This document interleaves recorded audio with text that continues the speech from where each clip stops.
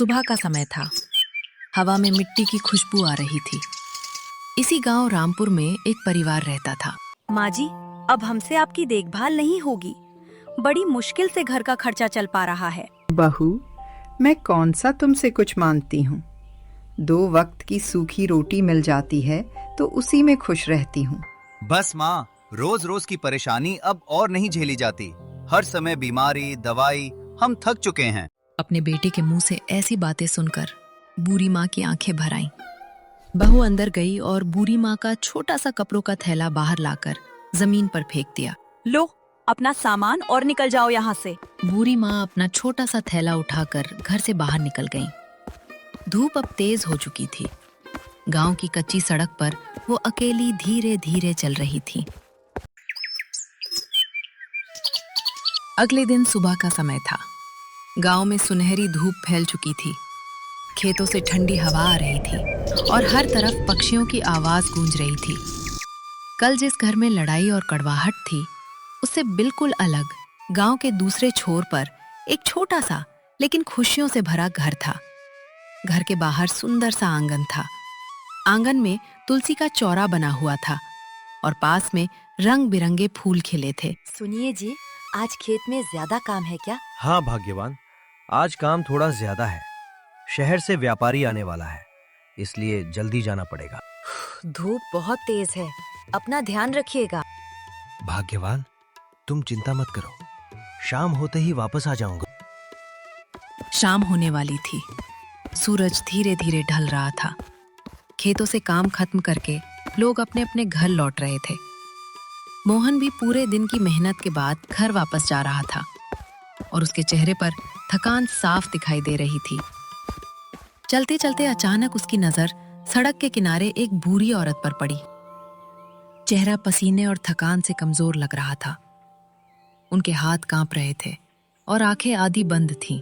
वो कोई और नहीं, वही बूढ़ी महिला थी जिसे उसके बहू बेटे ने घर से निकाला था। मोहन तुरंत उनके पास दौड़कर गया। अरे अम्मा, क्या हुआ आपको? पार्वती ने मुश्किल से आंखें खोली। उसकी आवाज लड़खड़ा रही थी। उनके होंठ सूख चुके थे।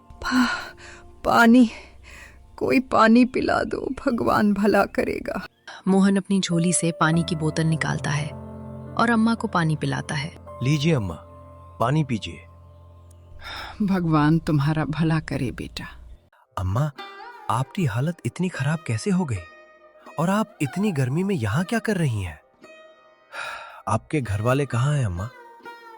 इतना सुनते ही पार्वती की आंखें भर आईं। कल दोपहर से कुछ नहीं खाया बेटा, पानी तक नहीं मिला। क्या इतना समय हो गया? अम्मा की हालत देखकर मोहन का दिल भर आया और अम्मा से पूछा, अम्मा आपका घर किधर है? चलिए मैं आपको घर पहुंचा देता हूँ। मेरे बेटे रमेश और बहू कमला दोनों ने मुझे घर से निकाल दिया। कहते थे मैं बोझ बन गई हूँ, दवाई का खर्चा बढ़ गया है। कोई अपनी माँ को बोझ कैसे कह सकता है? और इस उम्र में घर से निकाल दिया? अब मैं किसी के काम की नहीं रही। नहीं अम्मा, ऐसा मत कहिए। चलिए अम्मा, आप मेरे साथ चलिए, रात होने वाली है। नहीं बेटा, मैं अब किसी के ऊपर बोझ नहीं बनूंगी। नहीं अम्मा, आप बोझ नहीं है मेरे लिए। इतना कहकर मोहन बूढ़ी अम्मा के साथ घर के लिए चल देता है। अरे मोहन जी, ये अम्मा कौन है? राधा, रास्ते में ये अम्मा बेहोश मिली थी। सुबह से भूखी प्यासी थी। हे भगवान, इनकी हालत तो बहुत खराब है। आप बैठिए अम्मा। राधा ने अम्मा के लिए पानी लाया, फिर गरम खाना परोसा। पार्वती कांपते हाथों से खाना खाने लगी। अब आप चिंता मत कीजिए अम्मा, आराम से यहाँ रहिए। मैं समझ नहीं पा रहा, कोई अपनी माँ के साथ ऐसा कैसे कर सकता है? शायद उन्हें अपनी गलती का एहसास नहीं है। मुझे इनके घर वालों से बात करनी होगी। आखिर वो ऐसा कैसे कर सकते हैं? अगले दिन सुबह का समय था। मोहन रमेश के घर की तरफ चल पड़ा। थोड़ी दूर चौपाल के पास कुछ बुजुर्ग बैठे बातें कर रहे थे। मोहन उनके पास गया। काका, क्या आप पार्वती अम्मा के घर के बारे में जानते हैं?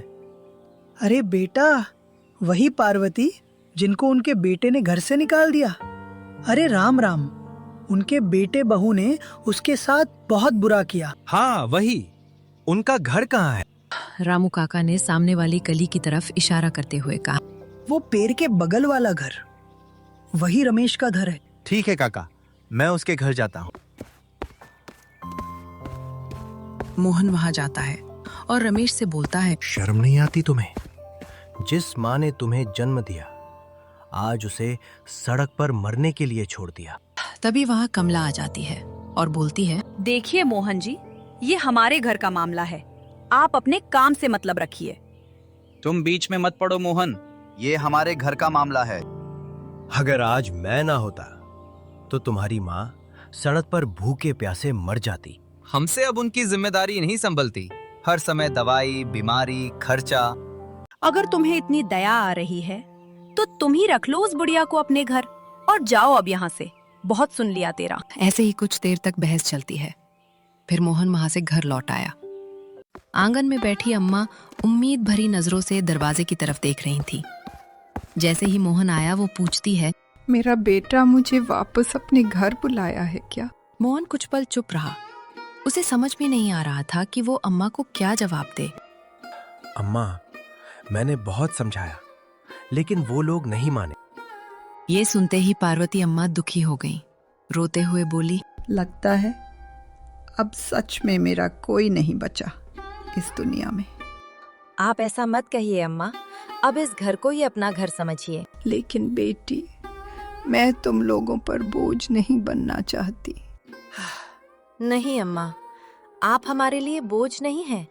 ये तो हमारा सौभाग्य होगा कि हम लोगों को सेवा करने का मौका मिलेगा। अम्मा, आज से आप कहीं नहीं जाएंगी, आप हमारे साथ रहेंगी। भगवान ने शायद आपको हमारे घर भेजा ही इसलिए है। कुछ दिन बीत गए। अब पार्वती अम्मा मोहन के घर में रहने लगी थी। राधा उनका बहुत ध्यान रखती थी। चुटकी और सोनू तो हर समय उनके आसपास ही घूमते रहते थे। धीरे धीरे पार्वती के चेहरे पर फिर से मुस्कान लौटने लगी थी।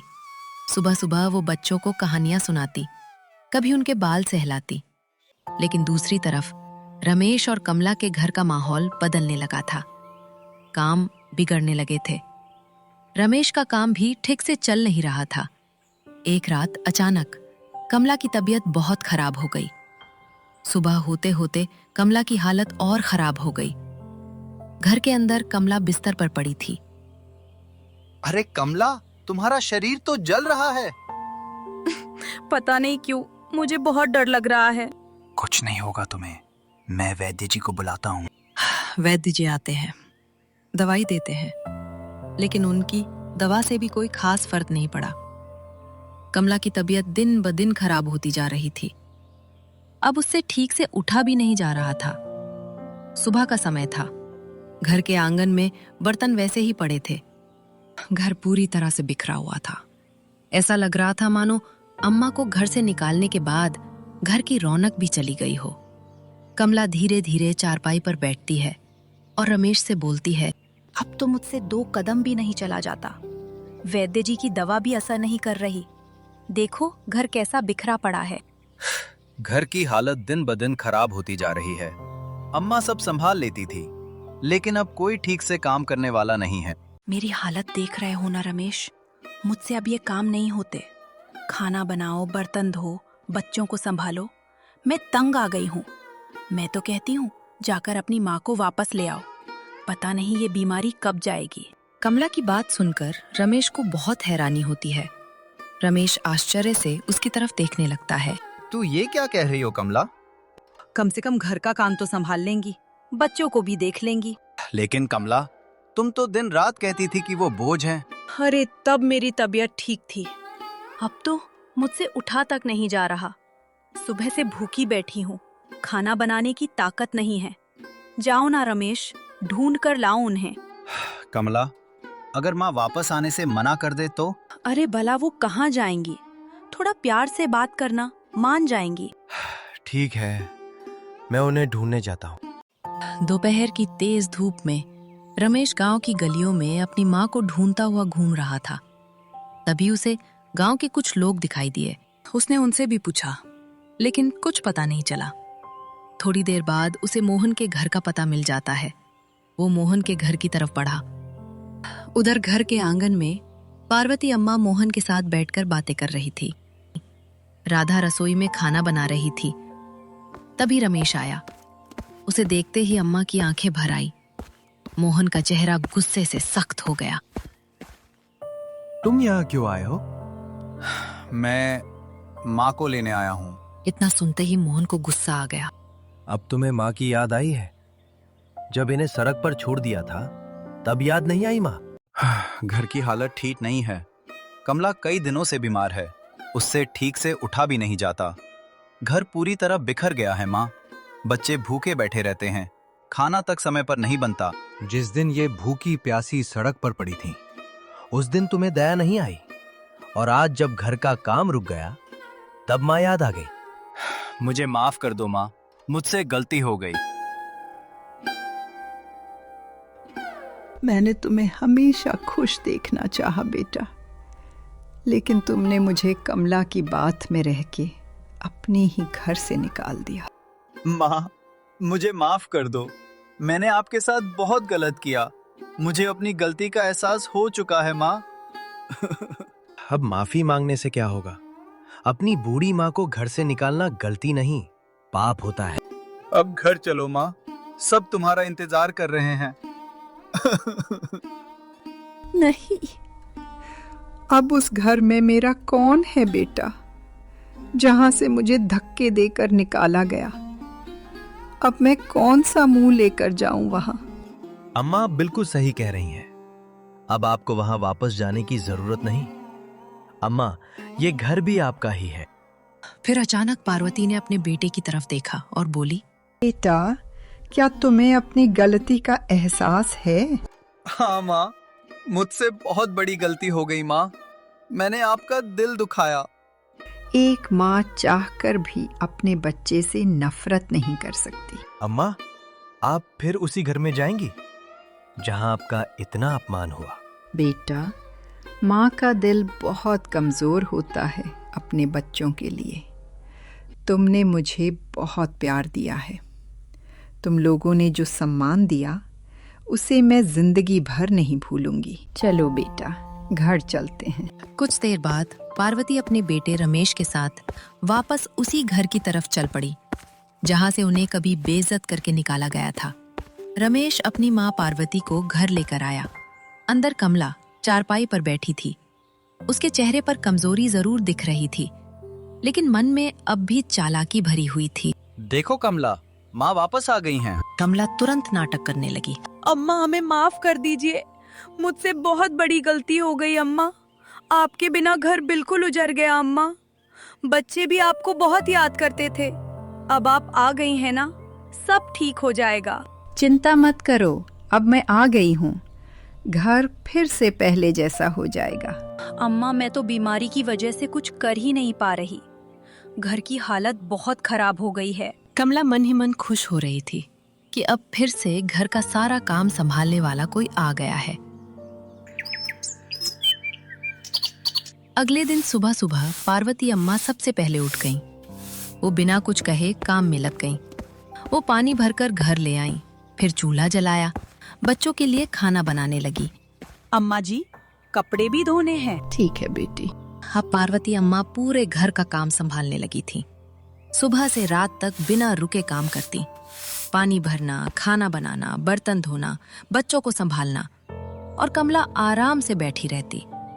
कुछ दिन बीत गए। धीरे धीरे कमला की तबीयत ठीक होने लगी। अब वो पहले की तरह चलने फिरने लगी थी। लेकिन जैसे जैसे उसकी तबीयत सुधर रही थी, वैसे वैसे उसके व्यवहार में फिर से वही पुराना घमंड लौटने लगा। एक दिन दोपहर का समय था। उधर कमरे के अंदर कमला और रमेश धीरे धीरे बातें कर रहे थे। सुनो जी, अब मैं बिल्कुल ठीक हो गई हूँ। अब सोच रही हूँ कब तक इन्हें घर में रखेंगे। कमला के मुंह से ऐसी बातें सुनकर रमेश चौंक गया। कहना क्या चाहती हो कमला? कहना क्या है, अब मेरी तबीयत ठीक हो गई है। फिर ये बुढ़िया यहाँ क्यों रहे? बीमारी में जरूरत थी तो बुला लिया। अब सब ठीक है, फिर से शुरू हो जाएंगी दवाई, बीमारी, खर्चा। लेकिन कमला, अम्मा अब इस उम्र में कहाँ जाएगी? देखो, मैं नहीं जानती ये सब। मैं अब फिर से उनकी सेवा नहीं कर सकती। किसी आश्रम में छोड़ दो या कहीं और भेज दो, लेकिन कुछ करो। अपनी पत्नी की बातों में आकर रमेश थोड़ी देर बाद अम्मा के पास जाता है और कहता है, अम्मा, आपसे एक बात करनी है। कमला की तबीयत अब पहले से अच्छी हो गई है माँ। अब आप कहीं और चली जाइए। ये क्या कह रहा है बेटा? भला इस उम्र में मैं कहाँ जाऊं? वो हमें नहीं पता, बस आप यहाँ से चली जाइए। हमें रोज रोज घर में किचकिच नहीं चाहिए। बेटा, मैंने तुम्हें इतने प्यार से पाला, क्या अब मेरे लिए इस घर में थोड़ी सी जगह भी नहीं बची? मैं काम करूंगी, बच्चों को संभालूंगी, लेकिन मुझे मत निकालो घर से। बहुत हो गया अम्मा, अब आपको जाना ही होगा। उठिए अब और ये ड्रामा बंद कीजिए। फिर उसने गुस्से में पार्वती का थैला उठाकर बाहर फेंक दिया। पार्वती जोर जोर से रोने लगी। भगवान के लिए मुझे मत निकालो। लेकिन कमला और रमेश उनकी एक नहीं सुनते हैं और उन्हें घर से बाहर जाने को बोलते हैं। अम्मा के पैर कांप रहे थे। वो रोते हुए अपना थैला लेकर घर से जाने लगती है, लेकिन तभी अचानक अम्मा बेहोश होकर जमीन पर गिर पड़ी। रमेश घबरा गया। दोनों जल्दी से उनके पास आए। पार्वती जमीन पर पड़ी थी और धीरे धीरे उनकी आंखें बंद हो गईं। उनकी सांसें बंद हो चुकी थीं। माँ। कमला के चेहरे का रंग उड़ गया। पार्वती अम्मा जमीन पर बिल्कुल शांत पड़ी थी। रमेश कांपते हाथों से अपनी माँ को हिलाने लगा। हे भगवान, ये क्या हो गया? माँ उठो, तुम कहीं मत जाना, तुम घर पर ही रहना। रमेश जी, ये क्या हो गया? शायद माँ नहीं रही। ये सुनते ही दोनों के हाथ पैर कांपने लगे। कुछ पल तक दोनों डर के मारे एक दूसरे को देखते रहे। दोनों बुरी तरह डर गए। कमला जल्दी से दरवाजे की तरफ भागी और बाहर झांक कर देखने लगी। कहीं किसी ने देख तो नहीं लिया? अगर गांव वालों को पता चल रहा तो गांव वाले सीधे पुलिस को बुला लेंगे। सबको लगेगा हमने ही माँ को मारा है। नहीं, मैं जेल नहीं जाऊंगा। मैंने ये क्या कर दिया? हे भगवान, अब क्या करें? कमला घबराकर इधर उधर देखने लगी। कुछ सोचो, अगर किसी ने देख लिया तो हम बर्बाद हो जाएंगे। हमें अम्मा को यहाँ से जल्दी से कहीं छुपाना होगा। लेकिन माँ को ऐसे कैसे? अभी भावुक बनने का समय नहीं है। हमें किसी को पता नहीं चलने देना होगा। हमें अम्मा को कहीं दूर ले जाकर छोड़ना होगा। और कोई रास्ता नहीं है। जल्दी करो, कोई देख लेगा। रमेश और कमला दोनों मिलकर जल्दी से अम्मा को घर के पीछे बने बंद पड़े पुराने कमरे में ले आते हैं और ऊपर से एक चादर ढक देते हैं। फिर अंधेरा होने का इंतजार करने लगते हैं ताकि अम्मा को कहीं छुपाया जा सके। रात का अंधेरा गहरा चुका था। दोनों डरते डरते घर के पीछे की तरफ बढ़ने लगे और उनके दिल में सिर्फ एक ही डर था, अगर सच सामने आ गया तो सब खत्म हो जाएगा। दोनों ने अम्मा के शरीर को दूर किसी जंगल में ले जाकर छोड़ दिया और डरते डरते वापस घर लौटे। रमेश के चेहरे को देखकर ऐसा प्रतीत हो रहा था मानो उसे आभास हो रहा था कि उससे एक बहुत बड़ा पाप हो गया है। उन दोनों के चेहरों पर डर साफ दिखाई दे रहा था। इधर दूसरी तरफ मोहन खेत से काम करके घर वापस आ चुका था। सुनिए जी, अम्मा को गए बहुत दिन हो गए। पहले तो बच्चों से मिलने आ जाती थी, पता नहीं क्यों मेरा मन घबरा रहा है। आप एक बार जाकर मिल आइए ना उनसे। तुम ठीक कह रही हो भाग्यवान, मैं अभी होकर आता हूँ। मोहन तेज कदमों से रमेश के घर की तरफ बढ़ने लगा। उसके मन में अजीब सी बेचैनी थी। कुछ देर बाद वो घर के बाहर पहुंचा।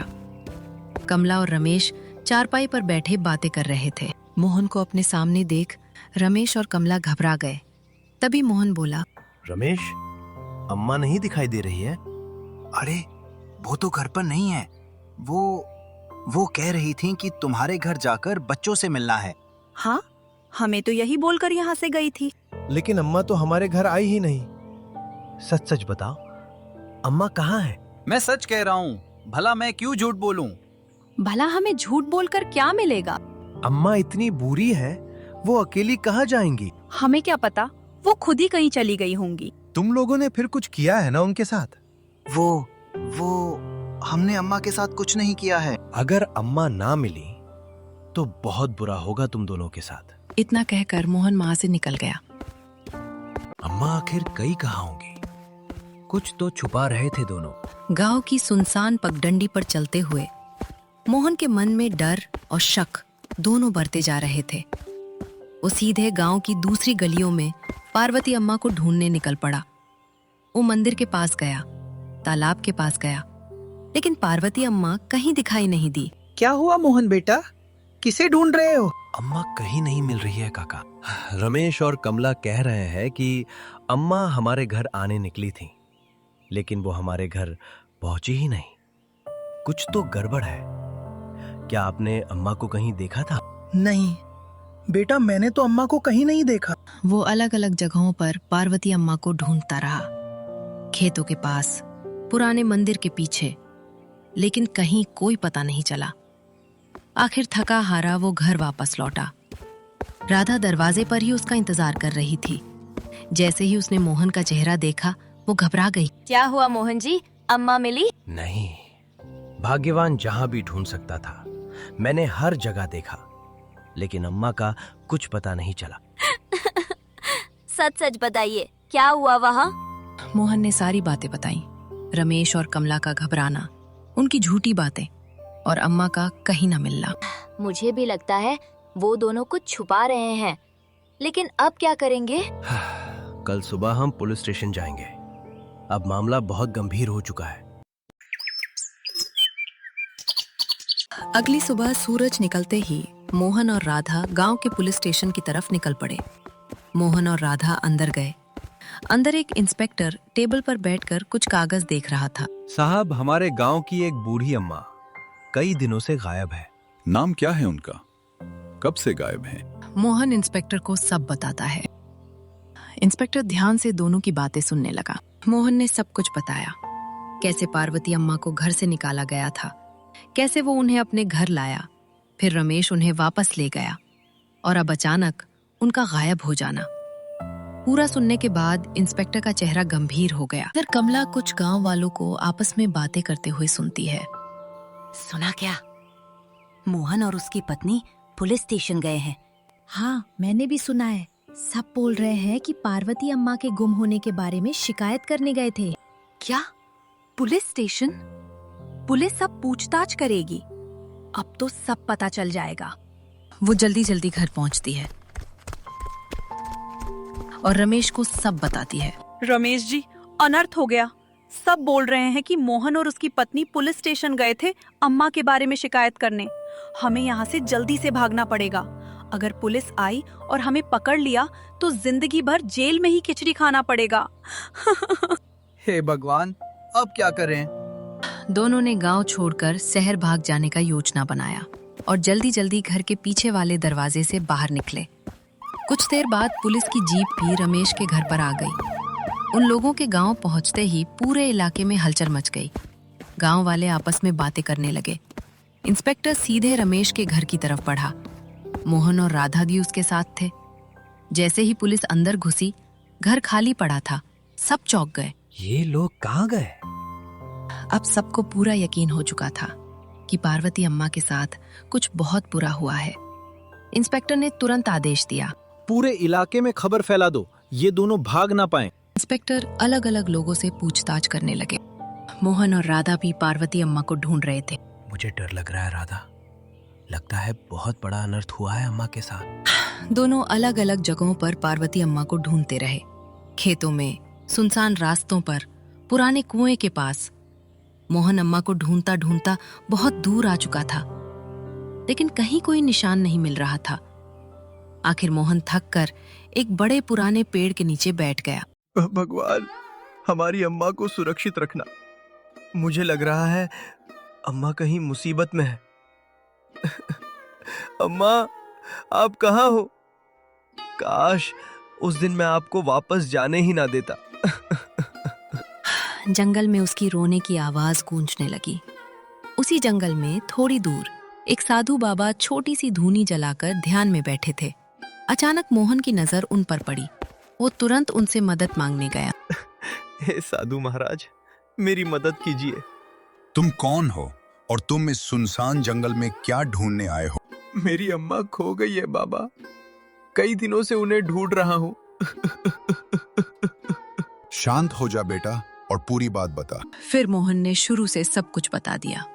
पार्वती अम्मा को घर से निकालना, उन्हें अपने घर लाना, फिर रमेश का उन्हें वापस ले जाना, अचानक उनका गायब हो जाना, पुलिस में रिपोर्ट। बाबा, क्या आप जानते हैं मेरी अम्मा कहाँ है? साधु बाबा कुछ पल शांत होकर सोचते रहे और एक तरफ इशारा करते हुए बोले, जहां मिट्टी नई हो, जहां की हवा भारी लगे, वहीं किसी की आखिरी पुकार दबाई है। बाबा, आपका क्या मतलब है? बेटा तुम वहां जाओ, वहां तुम्हें सच का पता चलेगा। मोहन तुरंत उस दिशा में जाता है। घना जंगल पूरी तरह शांत था। सिर्फ झींगुरों की आवाज और पेड़ों से टकराती हवा सुनाई दे रही थी। चलते चलते अचानक एक जगह रुक गए। वहां चारों तरफ अजीब सी खामोशी थी। मोहन इधर उधर देखने लगा। तभी उसकी नजर जमीन पर पड़ी। एक जगह सूखी झाड़ियां बाकी जगहों से अलग दिखाई दे रही थीं, जैसे उन्हें जल्दबाजी में ऊपर ऊपर से डालकर कुछ छिपाने की कोशिश की गई हो। उन्हीं झाड़ियों के बीच अम्मा की साड़ी का एक कोना दिखाई दे रहा था। मोहन का दिल जोर जोर से धड़कने लगा। वो डर और बेचैनी के बीच कांपते हाथों से सूखी झाड़ियां हटाने लगा। झाड़ी हटाते हुए उसकी सांसें भारी होती जा रही थीं। और फिर वही हुआ जिसकी मोहन को आशंका थी। पार्वती अम्मा वहां शांत पड़ी थीं। चेहरे पर अजीब सी खामोशी थी, जैसे सारी तकलीफें अब उनसे दूर हो चुकी हों। मोहन की आंखों से आंसू बह निकले। वो फूट फूट कर रो पड़ा।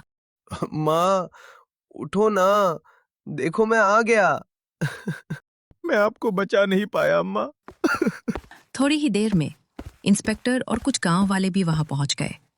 पार्वती अम्मा को देखकर सब सन्न रह गए। इंस्पेक्टर ने तुरंत सिपाहियों को आदेश दिया, पूरे इलाके में तलाश शुरू करो, वो बच ना पाए। कुछ देर बाद दोनों को पकड़ लिया जाता है। कमला का चेहरा डर से सफेद पड़ चुका था। सबकी आंखों में गुस्सा था। इंस्पेक्टर ने सिपाहियों से कहा, दोनों को जेल में बंद कर दो। इन दोनों को अपने बुरे कर्मों की सजा मिलेगी। अब ये लोग सारी जिंदगी जेल में चक्की पीसेंगे। दोनों को जेल में बंद कर दिया जाता है। मोहन और राधा ने अम्मा को बचा तो नहीं पाया, लेकिन उनके गुनहगारों को सजा जरूर दिलवा दिया।